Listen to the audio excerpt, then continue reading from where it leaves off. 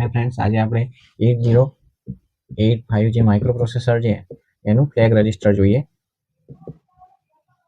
તો flag register જે નામ દર્શાવે છે કે ફ્લેગ મતલબ કે કોઈ ઇન્ડિકેશન જે આપવાનું હોય એ દર્શાવે છે.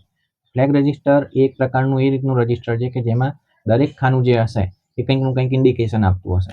હવે આપણને ખબર છે કે આપણું જે માઇક્રો પ્રોસેસર છે એ 8 બીટ ડેટા બસ વાળું છે. હવે 8 બીટ ડેટા બસ વાળું હોય એમાં 8 ખાના હશે. તો દરેક ખાના જે છે એ પર્ટિક્યુલર એક ઇન્ડિકેશન અથવા સિગ્નલ આપતું હશે, એટલા માટે એને ફ્લેગ કહેવાય છે. હવે આ દરેક ખાનું જે છે એ ફ્લિપ ફ્લોપનું બનેલું હોય છે. ફ્લિપ ફ્લોપ આપણે જેમ ડિજિટલ ઇલેક્ટ્રોનિક્સમાં જોઈ ગયા એ ફ્લિપ ફ્લોપનો ઉપયોગ પર્ટિક્યુલર એક બીટને સ્ટોર કરવા થાય છે. તો એ બીટ સ્ટોર કરવા તો થાય, પણ એનું જે મેઇન ખાસિયત એ છે કે જ્યાં સુધી પર્ટિક્યુલર એને ઇનપુટની સિક્વન્સ ના મળે ત્યાં સુધી એ સ્ટોર કરેલો જે એક બીટ હોય એ બદલાતો નથી. તો અહીંયા 5 ફ્લિપ ફ્લોપનો આપણે ઉપયોગ કરીને ફ્લેગ રજિસ્ટર બનાવીશું અને 3 જે ખાના છે એનો કોઈ યુઝ થશે નહીં.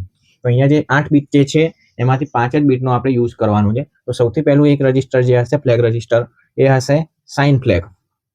સેકન્ડ જે હશે એ 0 ફ્લેગ હશે. ત્યારબાદનું જે ખાનું આવે છે એનો કોઈ ઉપયોગ હોતો નથી, મતલબ કે યુઝર ડિફાઇન હોય છે. એના પછીનું જે ખાનું આવે છે એ છે ઓક્ઝિલરી કેરી ફ્લેગ. ત્યાર પછીનું ખાનું કોઈ ઉપયોગમાં નથી આવતું અને એના પછી નેક્સ્ટ જે ખાનું આવે છે પેરિટી ફ્લેગ દર્શાવે છે.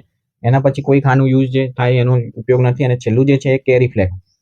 અહીંયા આપણે સમજણ માટે D0, D1, D2, D3, D4, D5, D6 અને D7 એમ 7 D0 થી D7 8 બીટ આપણે દર્શાવી દીધા, જેમાંથી 5 બીટ આપણા જે છે સાઇન, 0, ઓક્ઝિલરી કેરી, પેરિટી અને કેરી ફ્લેગનો યુઝ આપણે ઇન્ડિકેશન મેળવવા કરીશું. હવે ફ્લેગ રજિસ્ટર જે છે એ મુખ્યત્વે જે આઉટપુટ આપણને મળે છે એક્યુમ્યુલેટરમાં એ આઉટપુટના ગુણધર્મો દર્શાવે છે. તો સૌથી પહેલું જે સાઇન છે એ સાઇન ફ્લેગ ક્યારે 1 હશે અને ક્યારે 0 હશે એ સમજીએ. તો સાઇન ફ્લેગ જે છે એ જ્યારે પણ આપણું જે આઉટપુટ છે એક્યુમ્યુલેટરનું જે આઉટપુટ છે એ આઉટપુટ જો પોઝિટિવ હશે તો હંમેશા એ 0 રહેશે અને જો આપણું આઉટપુટ નેગેટિવ હશે તો એ વખતે આપણને 1 દર્શાવશે. તો સાઇન ફ્લેગ જ્યારે એક્ટિવ હાઈ હોય મતલબ કે 1 હોય એનો મતલબ એ થાય છે કે આપણું આઉટપુટ નેગેટિવ મળે છે અને જો 0 હોય એનો મતલબ થાય છે કે આપણું આઉટપુટ પોઝિટિવ હશે. ત્યારબાદ સેકન્ડ ફ્લેગ જે છે 0 ફ્લેગ. તો 0 ફ્લેગ એ દર્શાવે છે કે જ્યારે આઉટપુટ 0 હોય ત્યારે એ હાઈ હશે, મતલબ કે આઉટપુટ આપણું 0 હશે તો એ હાઈ એટલે કે 1 હશે અને જો આઉટપુટ આપણું નોન 0 હશે તો એ વખતે 0 રહેશે. ત્યારબાદ પછીનો જે D5 છે એનો કોઈ યુઝ નથી. નેક્સ્ટ આવે છે ઓક્ઝિલરી કેરી. તો ઓક્ઝિલરી કેરી ફ્લેગ એ BCD મતલબ કે બાઇનરી કોડેડ ડેસિમલનો જ્યારે આપણે યુઝ કરીશું અથવા ડેટામાં, તો એ ઓપરેશનમાં જ્યારે ત્રીજા અને ચોથા D3 અને D4માં કોઈ કેરી અથવા બોરો જનરેટ થતી હોય એડિશન અથવા તો સબસ્ટ્રેક્શનના ઓપરેશન દરમિયાન, તો એ વખતે આપણને એ 1 અથવા તો 0 બતાવશે. તો 1 ક્યારે બતાવશે? તો જ્યારે D3 અને D4માં કેરી જનરેટ થશે તો, અને જો 0 બતાવશે એનો મતલબ કે D3 અને D4 ની અંદર કોઈ કેરી જનરેટ થતી નથી. ત્યાર પછીનું D3 જે છે એનો આપણે યુઝર ડિફાઇન મતલબ કે એનો કોઈ યુઝ નથી. પછી આવે છે પેરિટી ફ્લેગ.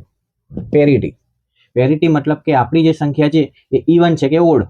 તો જ્યારે પણ આઉટપુટમાં જે એક્યુમ્યુલેટરમાં આઉટપુટમાં જે કોઈ ડિજિટ મળશે 8 બીટનો, એ 8 બીટના ડિજિટમાં જો તમારા 1ની સંખ્યા ઇવનમાં હશે, 1ની સંખ્યા ઇવન એટલે કે બેકી હશે, તો એ વખતે આપણું જે પેરિટી ફ્લેગ છે એ 1 બતાવશે અને જો 1ની સંખ્યા 0 હશે તો એ વખતે આપણને ઓડ એટલે કે 0 બતાવશે.